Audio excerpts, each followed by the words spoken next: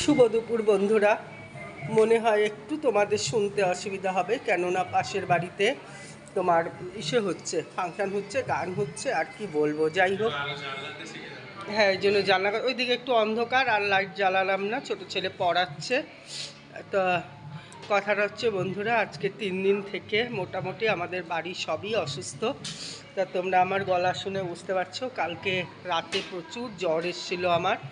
তো সারা বাড়ি সর্দি, মানে এত গরম পড়েছিল যে সেই গরমে আর কি আমাদের ওই এসি খেয়ে, ঠান্ডা জল খেয়ে, মানে কি বলবো, 3-4বার স্নান করে পরিস্থিতি মানে সাংঘাতিক খারাপ হয়ে গেছে সবারই।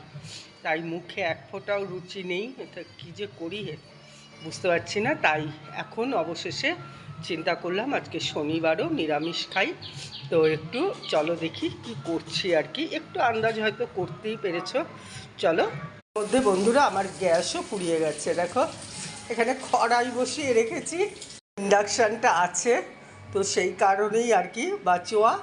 তো অনেক দিন থেকে ইন্ডাকশান ব্যবহার করি, আর দেখো তার জন্য কষ্ট মষ্ট করে কুথিয়ে এই যে খিচুড়ি রান্না করছি, গোবিন্দভোগ চাল দিয়ে, মুগ ডাল দিয়ে। আমার ছোটো ছেলে বললো, মা ওই যে ঠাকুরের প্রসাদের মতন হয় সেরকম খিচুড়ি করো, একটু হলুদ কম দেখছো না। আমি একটু মুগের ডালের মধ্যে না একটু হলুদটা কমই দেই গো।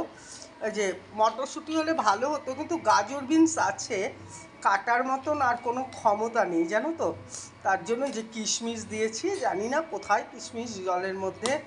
তো এখনও শরীরটা জর্জরই করছে। যে খিচুড়ি বসিয়েছি, আর কি করব চলো দেখি। খুব পাঁপড় এনেছি, এই যে পাঁপড় ভাজা করব। আলু পটল এই সমস্ত সবই আছে, ভাজা করা যেত, কিন্তু শারীরিক পরিস্থিতি ভালো না, করতে পারিনি বন্ধুরা। তাহলে আর কি বলবো, ভিডিওটা রাখছি। সবাই ভালো থাকো, সুস্থ থাকো। হ্যাঁ, গেল কালকে একটা রাতে ভিডিও দিয়েছিলাম, ওটা অবশ্য আমার পুরনো ভিডিও, কেননা কমেডি করতে পারিনি, এত শরীর খারাপ।